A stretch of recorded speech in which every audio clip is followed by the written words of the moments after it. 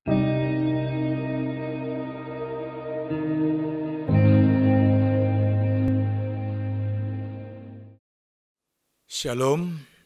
horas madihita amang inang, saluhutna na madlohoti pertangyangan daerah lewat live streaming.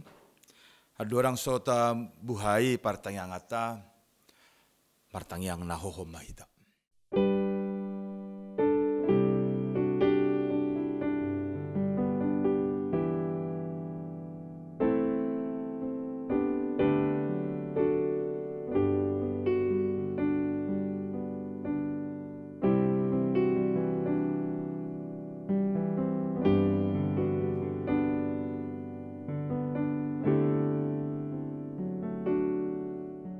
Amin. Kita bernyanyi lewat buku Ende nomor 748 ayat 1 dan ayat 2.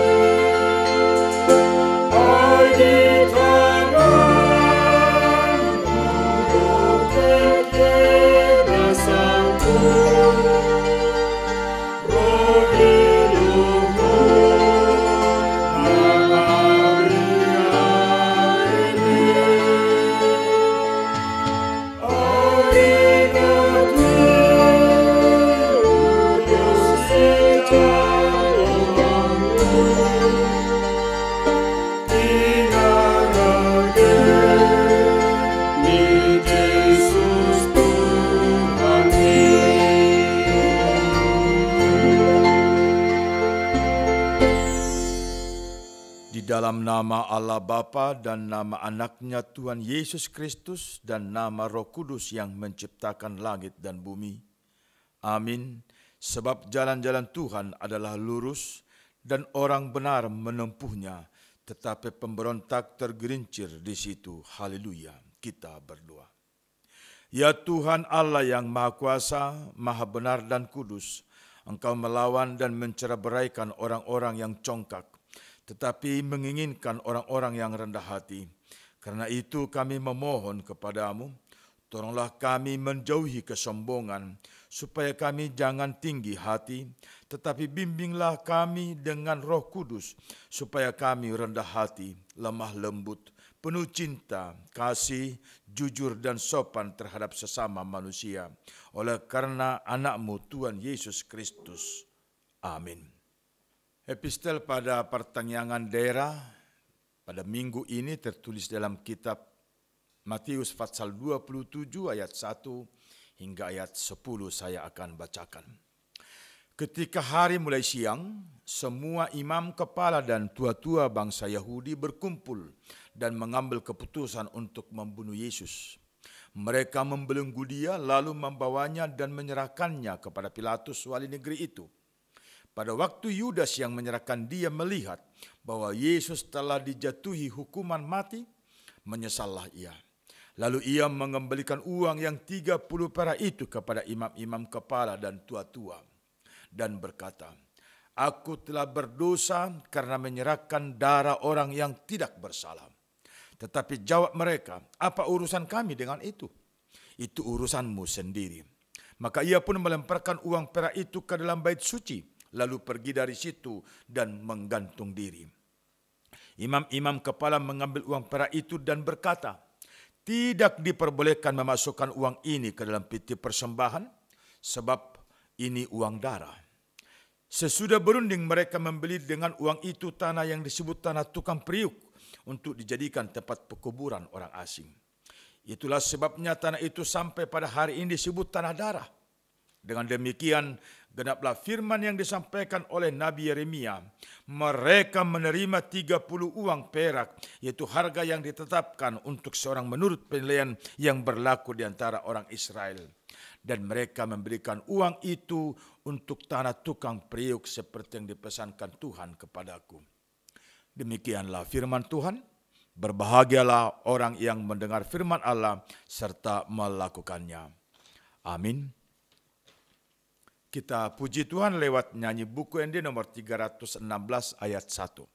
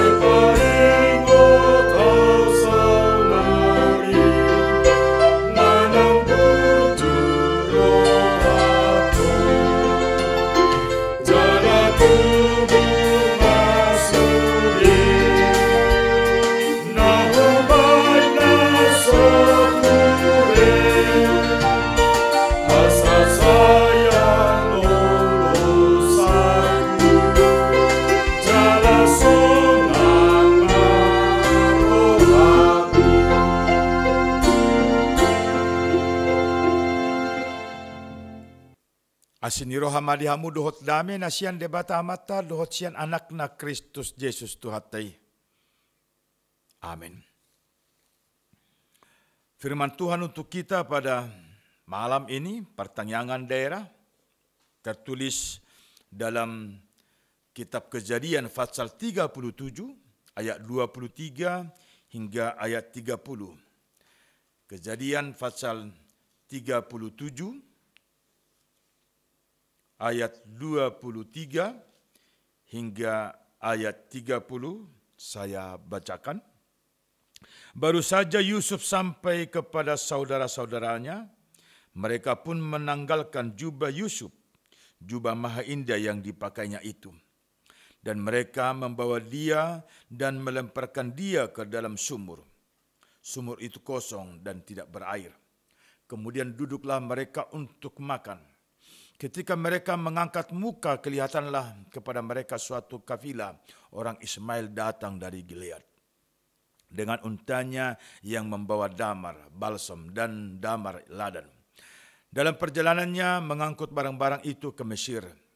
Lalu kata Yehuda kepada saudara-saudaranya itu, "Apakah untungnya kalau kita membunuh adik kita itu dan menyembunyikan darahnya?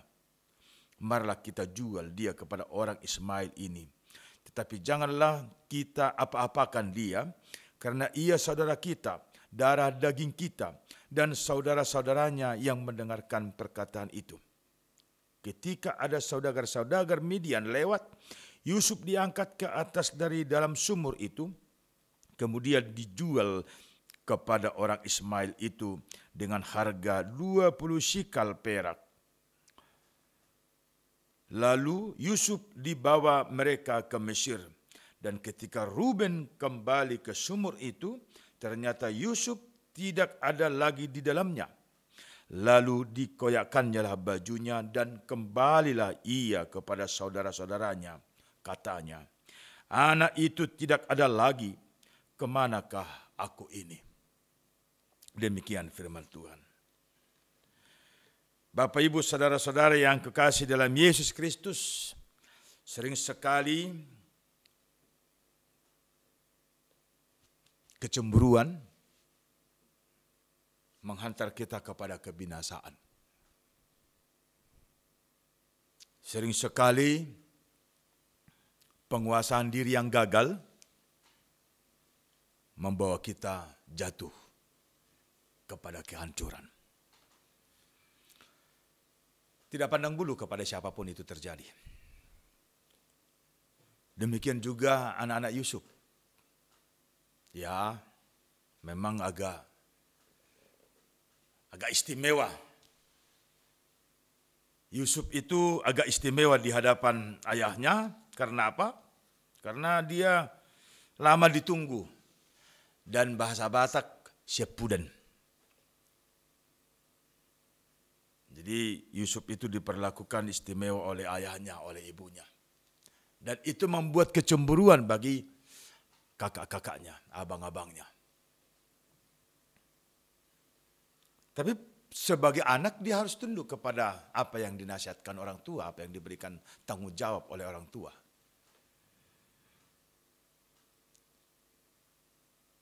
Dan saat dia disuruh ke ladang untuk menghantarkan makanan atau nasi kepada abang-abangnya,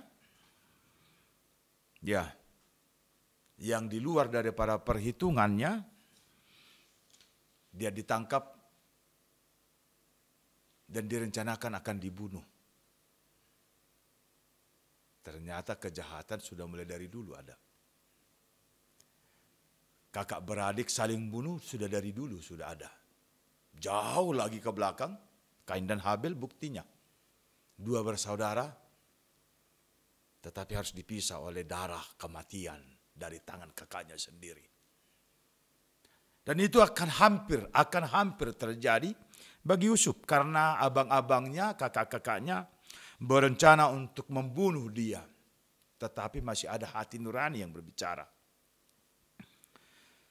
Sebagaimana tadi kata Yehuda, janganlah kita bunuh adik kita itu. Itu darah kita sendiri. Baiklah kita jual saja dia. Karena kita bunuh juga tidak ada untungnya. Seperti itu ungkapannya. Dan yang luar biasa lagi, hati nurani yang paling dalam berbicara lagi masih ada di dalam Ruben. Kakaknya lagi yang paling tua. Karena dia sesungguhnya tidak berkeinginan adiknya itu ditangkap. Tetapi dia kalah suara. Dia tidak mampu menyuarakan suara kebenaran. Nah, ada dua hata di bahasa nama dok. Hata torop, hata torop, hata hasitongan, hata pujung, hata lalain. Dia sendiri yang mengatakan jangan, yang lain mengatakan iya. Karena dia hata pujung, hata lalain, dia diam. Dia tidak berani mengatakan kebenaran. Mungkin ini menjadi peringatan juga kepada setiap orang. Tidak selamanya ungkapan Batak itu benar. Hata torop, hata hasitongan, hata pujung, hata lalain. Lebih sering, hata pujung itu bukan hata lalain. Bukan kata orang gila. Tetapi hata pujung kebenaran. Suara hati yang disuarakan oleh Ruben sebelumnya dalam nats ini tidak laku. Akhirnya dia berpikir, nantilah setelah dibuang adikku ke lubang itu, aku akan mengangkatnya dari sana. Tetapi dia terlambat. Adiknya sudah sempat diambil oleh saudara-saudaranya yang lain dan dijual kepada saudagar Midian. Maka dalam ayat 30 tadi sangat menyesal dia mengatakan, anak itu tidak ada lagi, kemanakah aku ini? Pertanggungjawaban seorang kakak kepada adik muncul. Setelah dia kalah, dia tidak mampu menyurahkan kebenaran karena dia sendiri. Di zaman ini juga, sering sekali diangkat pembicaraan dan suara yang semakin kuat untuk menyuarakannya adalah suara yang bukan kebenaran. Sementara yang meyakini kebenaran, dia mengatakan biarlah Tuhan yang bertindak. Dia tidak menyorakan apa-apa. Padahal sesungguhnya kepada setiap orang diberikan kuasa untuk menyuarakan kebenaran. Persoalannya, kenapa kita menjadi tidak mau dan tidak mampu menyuarakan kebenaran di antara kelaliman dan kezaliman yang ada di sekitar kita. Itu yang menjadi persoalan. Bahasa sumurut hita laho makatidakkon hasitongan alani hagaoron dot hajar buton namasa di umbal yang tita tumorop jalahira gumogu. Adora suku-sukuna yang harus kita jawab pribadi lepas pribadi. Jangan-jangan kita yang mengaku iman kepada Yesus yang memberikan kebenaran itu kepada kita juga sudah ada dalam kelompok yang menyuarakan ketidakbenaran. Sudah bukan lagi dalam kebenaran. Karena kebenaran tadi dalam bahasa Batak itu sedikit orang yang mampu melakukan itu. Atong suku-suku tu kita mo sedukon ni. Tawujima. Kita ukur. Siapakah kita dan bagaimana iman percaya kita pertaruhkan kepada Tuhan yang memberi hikmat dan kebenaran itu kepada kita. Bagaimana kita mampu mempertanggungjawabkan kebenaran yang Tuhan berikan itu kepada kita. Kalau kita tidak mampu, tidak mau menyuarakan kebenaran itu sendiri. Kita takut.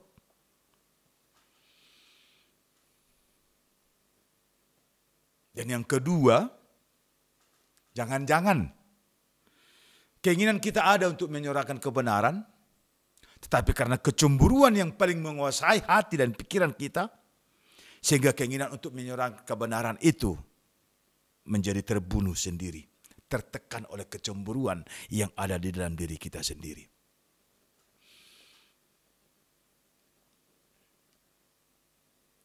Biasa doh kita madokon, lo may si. Tak pola sangkut dohot iba tu si. Seakan-akan mau mencoba membenarkan dan meloloskan diri sendiri. Sesungguhnya tidak. Dengan seperti itu kita semakin terjerat dalam persepsi yang lain.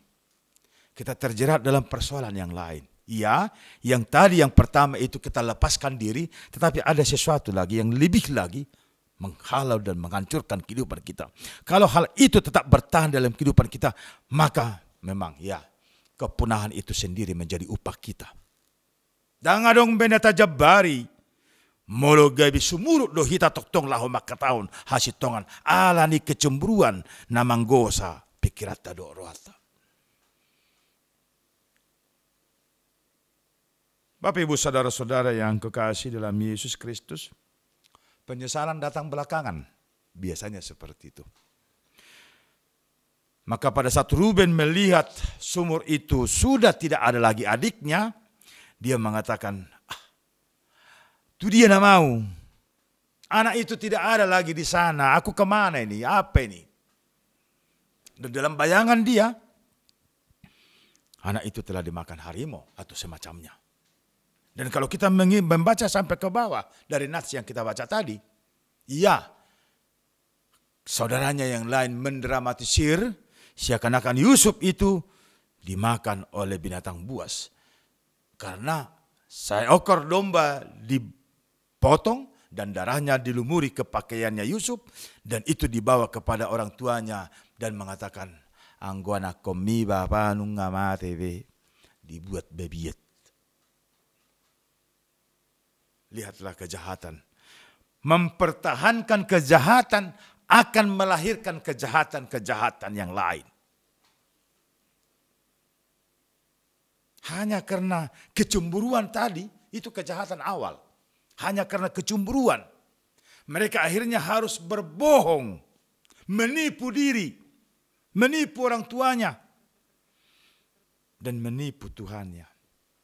Dengan ungkapan anakmu telah mati, dan inilah bajunya yang berlumuran darah. Padahal anaknya itu dijual ke Mesir oleh pedagang Midian yang lewat, yang akan menjual rempah-rempah Dan penyesalan yang luar biasa hadir dalam benak Ruben. Dia mau berteriak tapi tidak ada gunanya lagi. Dan sering kita seperti itu. Kita mau mencoba membela apa yang mau kita nyatakan itu. Tetapi time is over. Waktunya sudah lewat. Enggak ada lagi. Tak berguna. Maka teriakan-teriakan dan slogan-slogan yang muncul dalam diri kita saat kejadian sudah mulai. Mari. Saat itu juga nyatakan kebenaran Tuhan yang ada diberikan kepada setiap orang. Dan biarlah suara yang berbicara itu akan merubah banyak hal. Tetapi kalau kita pendam itu, we are nothing. Kita tidak ada apa-apa dan tidak mendapat apa-apa pun. Maka hari ini kita disapa oleh firman Tuhan bagaimana untuk mengikat silaturahmi, kekeluargaan, kekerabatan, persaudaraan yang rukun itu.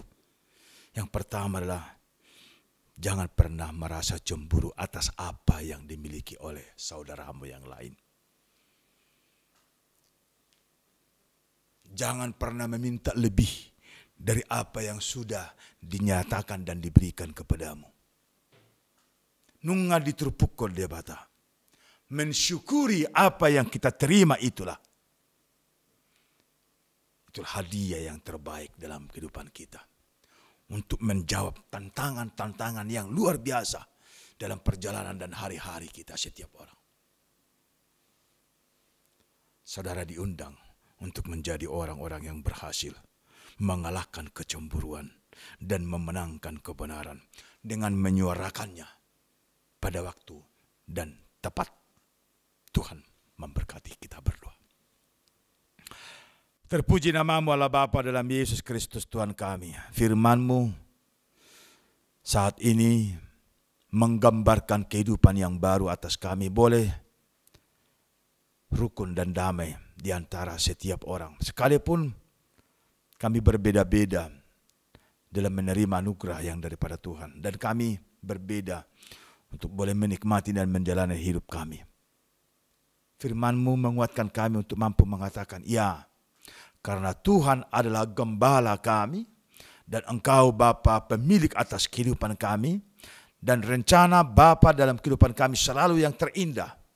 Maka ajar kami Tuhan untuk boleh memiliki firman-Mu itu, dan meyakininya, serta melaksanakannya, sehingga sungguh kami adalah bahagian daripada kemuliaan dan penyataan kerajaan-Mu di dunia ini.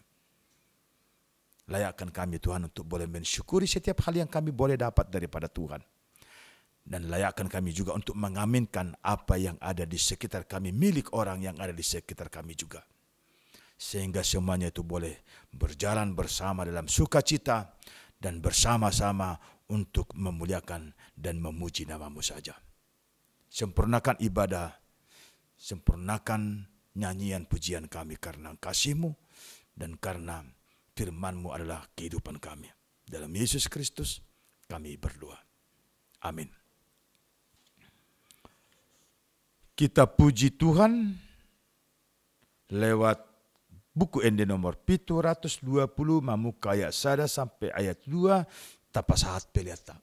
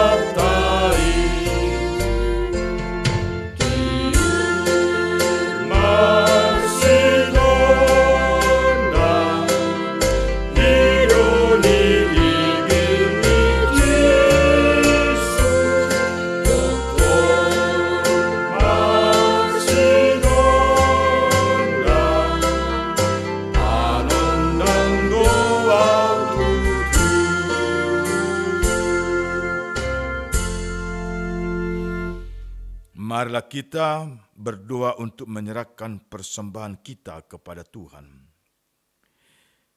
Ya Allah Bapa kami yang di sorga, kami mengaku bahwa Tuhan adalah sumber dari segala karunia yang melimpah dalam kehidupan kami masing-masing. Sebahagian daripada karunia itu kami serahkan kembali sebagai persembahan kepada Tuhan. Terimalah dan berkatilah persembahan umat-Mu ini, agar dapat kami pergunakan untuk pekerjaan dan pelayanan kerajaan Tuhan di dunia ini. Bukalah hati kami untuk mengenal betapa banyak berkat dan karunia yang kami peroleh dari Tuhan, supaya kami senantiasa bersyukur kepadamu di dalam nama Yesus Kristus Tuhan kami. Amin. Kita bersama dalam doa Bapa kami. Bapa kami yang di surga, dikuduskanlah namamu, datanglah kerajaanmu, jadilah kehendak-Mu di bumi seperti di surga. Berikanlah kami pada hari ini makanan kami yang secukupnya, dan ampunilah kami akan kesalahan kami, seperti kami juga telah mengampuni orang yang bersalah kepada kami. Dan janganlah membawa kami ke dalam pencobaan, tetapi lepaskanlah kami daripada yang jahat, karena Engkau yang punya kerajaan dan kekuasaan dan kemuliaan sampai selama-lamanya. Amin.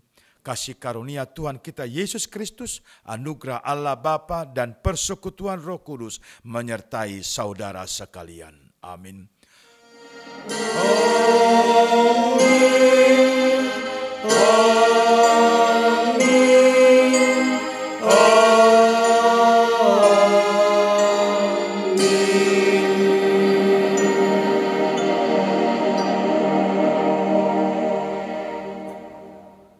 Shalom, Tuhan pasikopan.